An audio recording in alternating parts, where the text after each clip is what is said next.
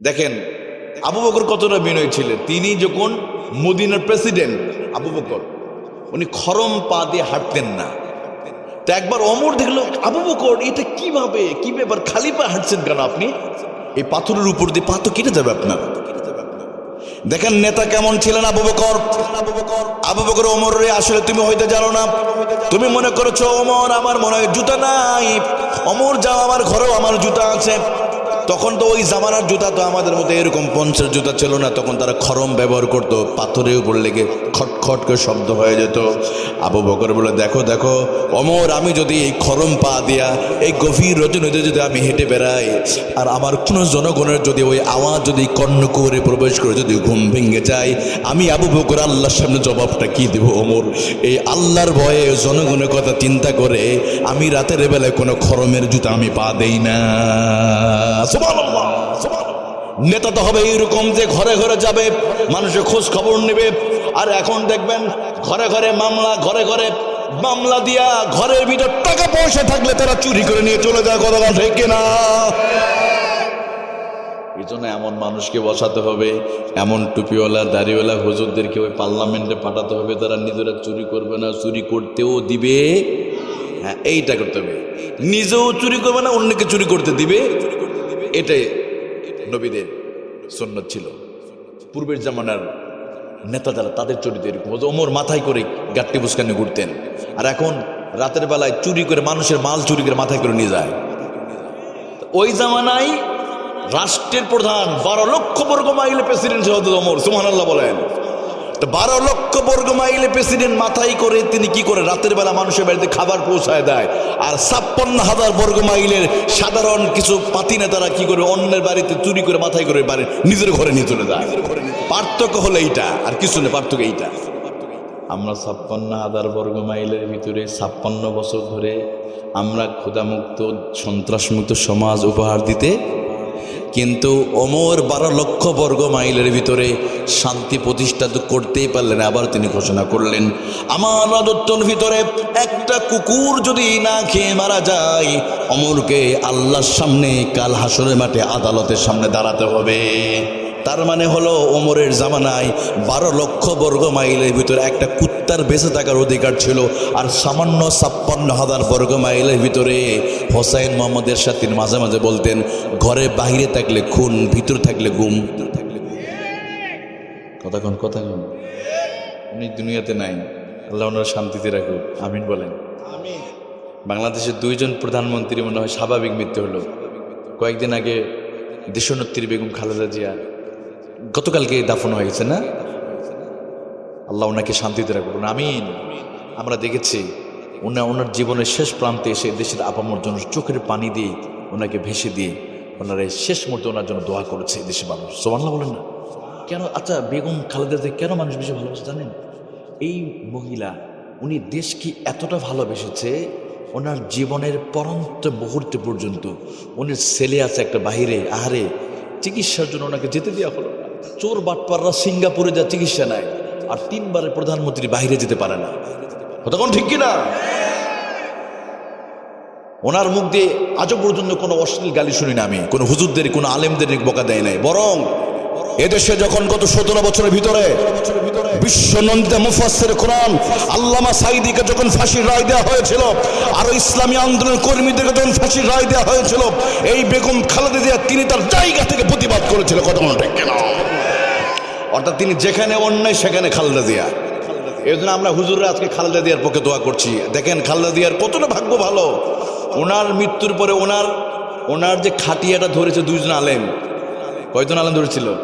একদিকে আল্লামা মামুনুল হক শাইখুল হাদিস ইবনে শাইখুল হাদিস, আর একদিকে আমাদের তরুণদের আইডল মিজানুর রহমান আজহারী সাহেব। সুবহানাল্লাহ বলেন না?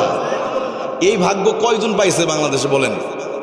আর কয়টা নেতা পাবে কিনা আমি জানি না, কিন্তু বেগম খালেদা জিয়া ওনার জীবনের শেষ মুহূর্তে এসে 2 জন আলেম ওনার খাটিয়া বহন করে ধরছে, এবং ওনার জানাজায় বড় বড় আলেমরা ছিল। শায়েখ আহমদুল্লাহকে চিনেন আপনারা? সবাই চেনেন ওনাকে, চেনেন না? উনি শুধু একজন আলেমই না, মানবতার জন্য কাজ করে যাচ্ছে। একজন হুজুর টুপিওয়ালা দাড়িওয়ালা একজন আলেম, উনি ওনার জানাজা হাজির হয়েছে, এবং ওনার জানাজা পড়িয়েছেন বাইতুল মোকাররমে খতিব, বর্তমান সময়ের সবচেয়ে সাহসী খতিব যাকে বলা হয়, মুফতি মালিক হাফিজাহুল্লাহ, আল্লাহু আকবার বলেন। এই মুফতি আব্দুল মালিক, ওনার জীবন খুব সাধারণভাবে চলাফেরা, খুবই একজন বিনয়ী মানুষ। অনেকে হয়তো অনেকে চিনেন, খুবই ভালো মানুষ। আমি ব্যক্তিগতভাবে অনেক খুবই পছন্দ করি একজন মানুষ। বর্তমান বাংলাদেশে যদি কোনো বিনয়, এই আজকে যে আলোচনা করছি, এই আলোচনার মধ্যে এই মুফতি মালিক পড়ে যায়। ওনার পরনে যদি লুঙ্গিটা দেখেন আর জুতা দেখেন, মাত্র 10 টাকা জুতা পরে, অথচ ওনার কি নাই, বাইতুল মোকাররমের খতিব। ওনার তো মাসের শেষ করলে ওনার তো 2 লাখ 3 লাখ টাকা বেতন দেওয়া হবে, কিন্তু উনি নর্মালভাবে চলাফেরা করে। উনি জানাজা পড়াইছে। আমি মনে করি আসলে বেগম খালেদা জিয়া যে ভাগ্যটা পাইছে, এইটা আর কেউ পাবে কিনা আমার সন্দেহ। আপনার জানা যায় কয়জন হুজুর আপনার খাটিয়াটা বসবে আপনি জানেন না, কিন্তু মিজানুর রহমান আজহারির মতো ব্যক্তি, মামুনুল হক সাহেবের মতো একজন ব্যক্তি খাটিয়া বহন করে, বড় বড় আলেমরা জানা যায় গেছে। আমি মনে করি ওই যে আলেমদের দোয়া তিনি পেয়েছেন, তিনি আলেমদের দোয়া পেয়েছেন। কিন্তু আরেকজন মানুষ, উনি বেঁচে থাকতেও দেশের মানুষের গর্দোয়া, মানুষের অভিশাপ নিয়ে দেশ থেকে পালাতে হয়েছে। তখন ঠিক কিনা? আমার তো বড় ভয় হয়, ওখানে যদি মারা যায় আল্লাহ জানে, কারণ ওই দেশে তো আর মানুষ বললে জানাজা দেয় না, জানাজা দেয় না, মানে আগুনে পোড়া, কিন্তু আল্লাহ ভালো জানে, আল্লাহ ভালো জানে। তবে আমরা এটা চাই না। আমাদের বুকের, আমাদের দাবি এই জন্য আমরা চাই যে যদি কোনো মুসলমান মারা যায়, ইসলামের নিয়ম রীতি অনুযায়ী সে কাজ করতে হবে। কথা কোন ঠিক কিনা? হিন্দুদের চাপিয়ে দেওয়া ওই সিস্টেম আমাদের চলবে না। কথা কোন ঠিক কিনা? আপনাদের কষ্ট হচ্ছে নাকি? সাউন্ড একটু ঠিক করো বাবা, তোমার কন্ট্রোল টেনে নিচ্ছে, আমি কেরাতে টান দিতে পারছি, একটু সাউন্ডটা ঠিক করো। হ্যাঁ, কন্ট্রোল টেনে নিচ্ছে। আলোচনা চলবে মাস, এত রাত পর্যন্ত মানুষের অ্যাক্টিভিটি থাকবেন শেষ পর্যন্ত। আচ্ছা দেখি কে কে চলে যাবেন, হাত উঠান তো একটু।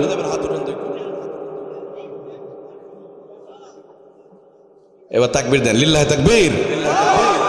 আল কোরআনের আলো সারা জীবন 54 বছর ধরে ঘরে জ্বালাচ্ছে, এবার সংসদে জ্বালাবো। কথা বলেন ঠিক কিনা? এবার কোথায় জ্বালাবো আমরা? টুপিওয়ালা, দাড়িওয়ালা, পাগড়িওয়ালারা রাষ্ট্র চালাবে।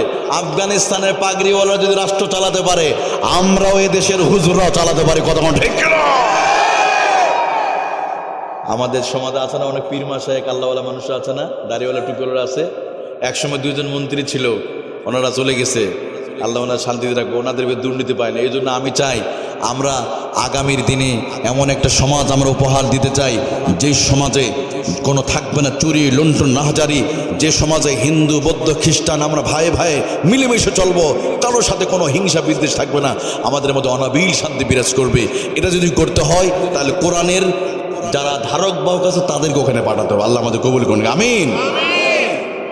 আমি বলছিলাম আমার প্রিয় ভাইয়ারা, আমার বাবাজিরা খেয়াল করেন, জান্নাতি ব্যক্তিদের অন্যতম বৈশিষ্ট্য হলো, তাদের অন্যতম একটা বৈশিষ্ট্য তারা বিনয়ী হবে। আমার নবী কতটা বিনয়ী ছিল, হারে যে শত্রুকে কাছে পেয়ে তিনি মাফ করলেন। কিন্তু আমরা শত্রুতা দূরের কথা, কথায় কথায় মনোমালিন্য হলে আমরা রাগারাগি করে, একটুতে আমরা রেগে যাই, অধৈর্য হয়ে যাই, একটুতে আমরা প্রচণ্ড প্রতিশোধ পরায়ণ। 1 টাকা 2 টাকার জন্য মারামারি করে কখনো কখনো খুন হয়ে যায়। এটা করা যাবে? আমার নবী ক্ষমা করছে, মাফ করে দিয়েছে। এবার আসেন 2 নম্বর বৈশিষ্ট্য। আমার আল্লাহ তাআলা বলেন, ওয়াইযা খাতাবাহুমুল জাহিলুনা ক্বালু সালামা। আল্লাহ রাব্বুল আলামিন বলেন, যারা আল্লাহর ভিআইপি বান্দা যারা হবে, যারা জান্নাতি যারা হবে, তাদের অন্যতম বৈশিষ্ট্য হলো ওয়াইযা খাতাবাহুমুল জাহিলুনা ক্বালু সালামা। যখন তাদের সাথে অন্য মানুষ ঝগড়া করতে আসবে, তারা বলবে ক্বালু সালামা, তোমার উপর শান্তি বর্ষণ হোক, তুমি মাফ করো। সুবহানাল্লাহ। তার মানে আল্লাহর প্রিয় বান্দা যারা হবে, তারা কখনো অন্যের সাথে ঝগড়া করবে। সুবহানাল্লাহ বলেন না?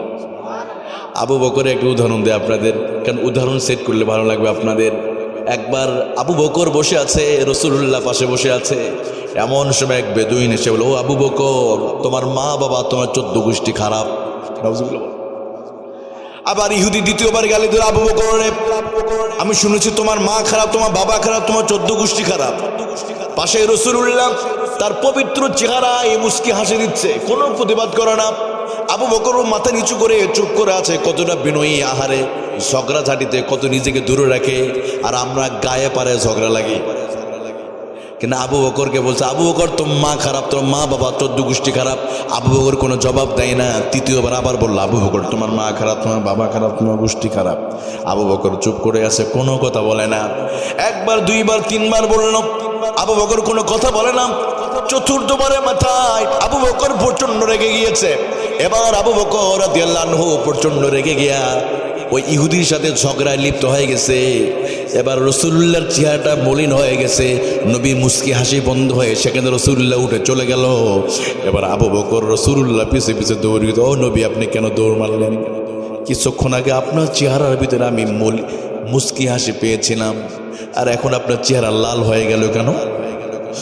নবী বলল, আবু বকর শোনো রে আবু বকর, ওই ইহুদি যতক্ষণ তোমাকে গালি দিয়েছে, 3 বার তোমাকে গালি দিয়েছিল আবু বকর, আমি লক্ষ্য করেছি আল্লাহর নূরের ফেরেশতারা তোমার মাথার উপরে রহমতের চাদর দিয়ে তোমার আবৃত্তি করে রেখেছিল।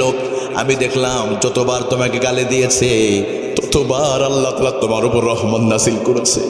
আবু বকর যখন তুমি তার সাথে ঝগড়ায় লিপ্ত হয়ে গেছো, আমি লক্ষ্য করে দেখলাম ওই নূরের ফেরেশতারা রহমতের চাদরটা ফেলে দিয়ে তারা ওখান থেকে চলে যায়। وَإِذَا خَاطَبَهُمُ الْجَاهِلُونَ قَالُوا سَلَامًا।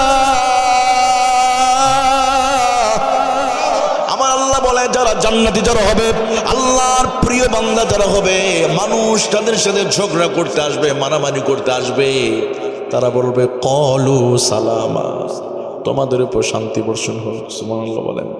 তারা এই জন্য প্রিয় ভাইয়েরা, যদি কেউ আপনাকে গালি দেয়, বকা দেয়, আপনি সমাজে বসবাস করেন, কারণ সমাজে চলতে গিয়ে কখনো কখনো খোটা হবে, কখনো কখনো ঝগড়া হবে, এটাই স্বাভাবিক। কিন্তু যদি কোনো ব্যক্তি আপনার গালি দেয়, কোনো জবাব দিবেন না। আর এটা স্বামী স্ত্রীর মাঝে একটু বেশি হয়, তাই না? অনেকে স্ত্রী যদি গরিব হয়, স্বামী কথায় কথায় খোটা দেয়, তোমার মধ্যে গরিব, বিয়ে করে আমার জীবনটাই শেষ, বল না? না, এটা বলবেন না। আপনার বউকে কষ্ট দিবেন না ভাই, আপনার বিবিকে গালি দিবেন কেন? আপনার বিবি তো আপনার জান্নাতে যাওয়ার কারণ হবে। হয়তো গরিব আছে, আল্লাহ একদিন তারা সমৃদ্ধ করে দিতে পারে। স্ত্রীকে গালি নয়, স্ত্রীকে মাঝে মাঝে একটু প্রশংসা করবেন। আজকে আমাদের সমাজে তো এমন হয়ে গেছে, বল হুজুর ইদানিং বউয়েরা স্বামীর খেদমত করে না, বলেন এরকম? স্বামীর খেদমত করে না, এরকম বলে কিনা? স্বামীর খেদমত করে না, এটা আমাদের জন্য করে। আমার বিবিদের প্রশংসা করতে পারি, শুধু ভুল ধরি। হাত থেকে যদি একটা গ্লাস পরে যায়, ধরুন 10 টাকা দামের, তখন কি বলি? তোমার মা বাবা তোমার এগুলো কাজ শেখায় নাই, তাই না? না ভাই, এগুলো বলবো না। স্বামী স্ত্রীর মধ্যে ঝগড়া হয়, সমাজে হয়, ঝগড়া করা যাবে? তা আল্লাহর প্রিয় বান্দা যারা হবে, তারা 1 নম্বর বৈশিষ্ট্য, তারা বিনয়ী হবে। তারা কি হবে? বিনয়ী হবে। আর যে আল্লাহর জন্য বিনয়ী হবে, মান তাওয়াদা লিল্লাহি রাফাহুল্লাহ, আল্লাহ তার মর্যাদা আল্লাহ বাড়িয়ে দিবে। সুবহানাল্লাহ বলেন। রাসূলুল্লাহ বিনয়ী ছিল বলে তার মর্যাদা বাড়িয়ে দিয়েছে কে? এর জন্য আল্লাহ বলেন ওয়া রাফা'না লাকা যিকরাক, আপনার স্মরণ হবে আসমানে জমিনে, কারণ আপনি সবচেয়ে বেশি কি করেছেন?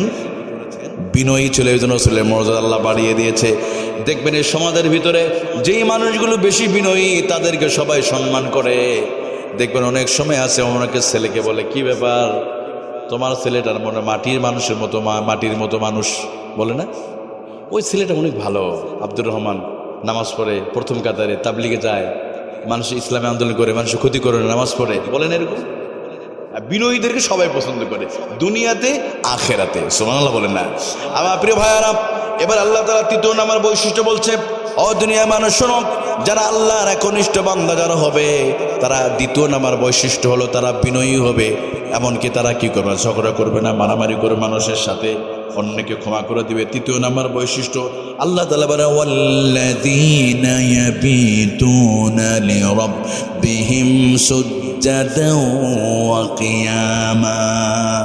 আল্লাহ রাব্বুল আলামিন বলেন, আর যারা ওই জান্নাতি যারা বান্দা হবে, রহমানের বান্দা যারা হবে, তারা রাত্র জাগরণ করে আল্লাহর ইবাদত করবে। তারা রাতের বেলা মোবাইল ফোন চালাবে না। তারা কি করবে? ইয়াবিতুনা লিরাব্বিহিম সুজ্জাদান ওয়া কিয়ামা।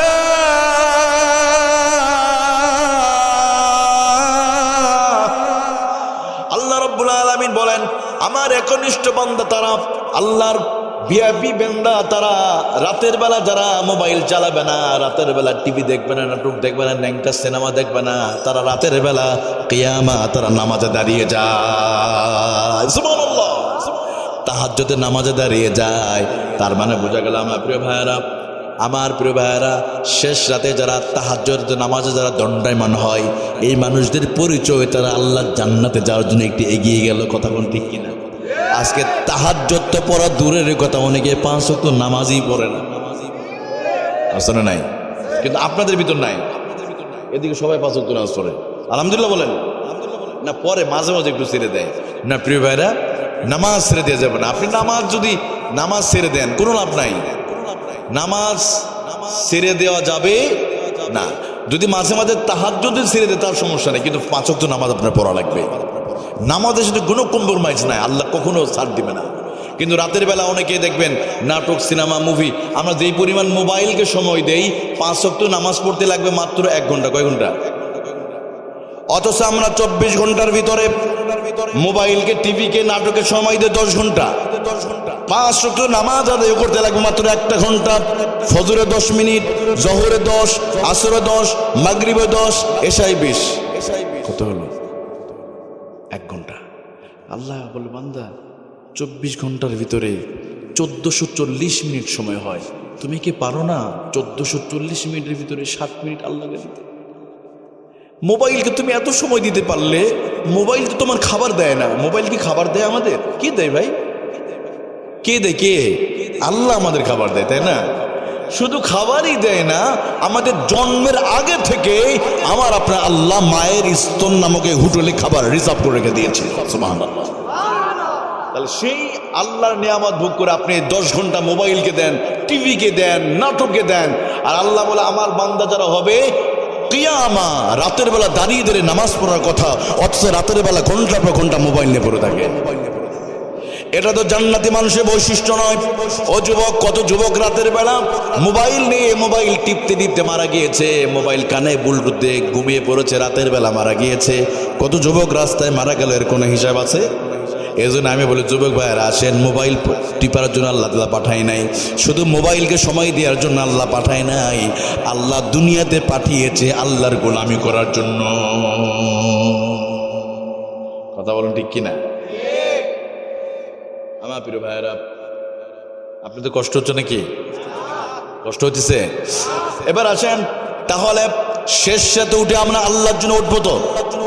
আল্লাহ কোরআনে অন্য আয়াতে বলেন, تتجافى جنوبهم عن المضاجع يدعون ربهم خوفا وطمعا ومما رزقناهم ينفقون। রাত যত গভীর হয়ে যায়, আল্লাহওয়ালাদের শরীরটা বিছানা থেকে আলাদা হয়ে যায়। রাত গভীর হলে তারা ঘুমাতে পারে না, তারা তাহাজ্জুদে দাঁড়িয়ে যায়। সুবহানাল্লাহ বলেন। আমার প্রিয় ভাইরা, এই জন্য আমরা জান্নাতে যেতে চাই কি চাই না? তাহলে জান্নাতে যেতে চাইলে, রহমানের প্রিয় বান্দা, ভিআইপি বান্দা হতে গেলে জমিনে চলবে আমরা বিনয়ের সাথে, কারোর সাথে ঝগড়া করবো না। কেউ ঝগড়া করতে আসলে কওলু সালামা, আল্লাহ তোমার উপর শান্তি বর্ষণ করুক। 3 নম্বর, রাত গভীর হয়ে গেলে আমরা দ্রুত ঘুমাবো, কিন্তু শেষ রাতে উঠে আমরা তাহাজ্জুদে দাঁড়িয়ে যাবো, 5 ওয়াক্ত নামাজ পড়বো আরো ধরে বলে ইনশাআল্লাহ। আর মাঝে মাঝে সময় পেলে আমরা দোয়া করব কার কাছে? والذين يقولون ربنا اصرف عنا عذاب جهنم إن عذابها كان غراما। আল্লাহ রাব্বুল আলামিন বলেন, আমার ওই বান্দারা যখনই সময় পায় তখনই তারা জান্নাতের আশায় আর জাহান্নামের ভয়ে আল্লাহর কাছে তারা প্রার্থনা করবে। সুবহানাল্লাহ বলেন। এই জন্য রাসূলুল্লাহ দোয়া শিখিয়েছে, আল্লাহুম্মা ইন্নী আউযু বিকা মিন আযাবিল কবর। দোয়া শেখায় নাই? রাসূলুল্লাহ নিজেই দোয়া করতেন। অথচ আজকে আমরা কবরের আযাব থেকে মুক্তি পাওয়ার তো দোয়া দূরের কথা, আজকে কবর দেখে আমাদের চোখে পানি আসে না, আমার কবর দেখে আমাদের কলিজা বিগলিত হয় না। এই যে কবরস্থান, পাশে কবরস্থান আছে, আরে মানুষ কবরস্থানের পাশে অনেকেই যায়, দেখি গান শুনতে শুনতে যায়, আবার অনেকে কবরের পাশে বিড়ি খায়। এদিকে তো কেউ বিড়ি খায় না। আচ্ছা, বিড়ি মানুষ খায় না, বিড়ি মানুষকে খায়? আমি এই জিনিসটা এখনো খুঁজে পাই না। আসলে মানুষ তো বিড়ি খায় না, বিড়ি মানুষকে খায়। সুবহানাল্লাহ বলেন না? এখানে সুবহানাল্লাহ। ভেজাল তো সব জায়গায়, আমাদের দেশে তো সব জায়গায় ভেজাল। এক ছিল মুক্তাগাছার খুব দেশপ্রেমিক, দেশকে খুব ভালো। বাংলাদেশে এত ভেজাল, পানিতে ভেজাল, খাদ্যে ভেজাল, দুধে ভেজাল, সব জায়গায় ভেজাল। নেতাদের মধ্যে ভেজাল। নির্বাচন আগে এত সুন্দর করে বললে মাথায় টুপি হুজুর হয়ে যায়, নির্বাচনের খোঁজ নাই। কতক্ষণ ঠিক না বলে একবার দেশ ইতালি বানাবে, ফ্রান্স বানাবে, বুলগেরিয়া বানা দেবে নির্বাচনের পরে। ওই যে জাল জবর যা তা জবর, সব জায়গায় ভেজাল। বা ভেজালের যন্ত্রণায় কি আমি আত্মহত্যা করে মরে যাব, এসব ভেজাল আমার দেখতে পছন্দ হয় না। কারণ মুক্তাগাছার লোকটা একটু দিন প্রেমিক, তো দিন ভালোবাসে। বাস এই মুক্তাগাছার আব্দুর রহমান কি করছে, বাজার থেকে এক বোতল বিষ কিনে আনছে। মানে বিষ খেয়ে আত্মহত্যা করবে, কাহিনী শেষ। এরপর আমি ভেজালের দেশে থাকবো না। বাস বিষ কিনে আনছে, রাতের বেলা ঢকঢক করে খেয়ে ঘুমিয়ে পড়েছে। কিন্তু সকালবেলা তার ঘুম ভেঙে গেছে, মৃত্যু হয় নাই। কারণটা কি মৃত্যু হলো না কেন? পরে বিষটা ল্যাবরেটরিতে টেস্ট করে দেখে বিষের ভিতরে মারাত্মক ভেজাল থাকার কারণে এই মুক্তাগাছার আব্দুর রহমানের মৃত্যুর স্বাদ পূরণ হয় না। সুবহান। বিষও ভেজাল, মরতেও পারবো না। এটা কোন আজীব একটা দেশ এটা হয়ে গেল। আমার আশা ছিল পরের দিন সকালে 16 কোটি মানুষ, তার 32 কোটি চোখ দিয়ে দেখবে দেশপ্রেমিক মুক্তাগাছার মানুষ তো আপোষ করে না, এরা ভেজাল পছন্দ করে না। আমি বিষ খেলাম, মৃত্যু হলো না। এবার মনের এক বুক ব্যথা নিয়ে চলে গেছে ঢাকায়। ঢাকাতে গিয়ে ওখানে ওই যে পাটের রশি আছে না, মানে কি বলে রশি বানা, দড়ি বাস, মানে দড়ি বানাচ্ছে, মনের মাধুরী মিশে দড়ি বানায় আর বিড় করে গান গায়। পানিতে ভেজাল, দুধে ভেজাল, খাদ্যে ভেজাল, নেতাদের ভেজাল। মাঝে মাঝে আবার নির্বাচনে আসলে মাথায় কুট্টি, হাতে তসবি নিয়ে আসে। আবার মাঝে মাঝে রডের বদলে বাসে ঢুকায়। সব জায়গায় ভেজাল, বিষও ভেজাল। রশি তো তার ভেজাল নাই। বাস আমের গাছের সাথে রশি দিয়ে টান দিয়ে, গলাতে ফাঁস দিয়ে টান দিছে, আস্তে করে রশিটা ছিঁড়ে পড়ে গেছে।